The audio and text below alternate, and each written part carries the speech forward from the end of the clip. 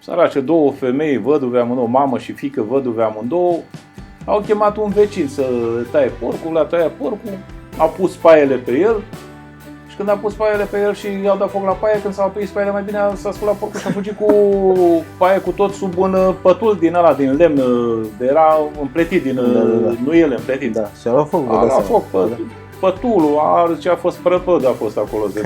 Domnule Giugea, sunteți membru fondator al Partidului Democrat. Din 2015 sunteți membru PNL. La începutul lunii noiembrie al acestui an nu mai făceați parte din grupul parlamentar PNL.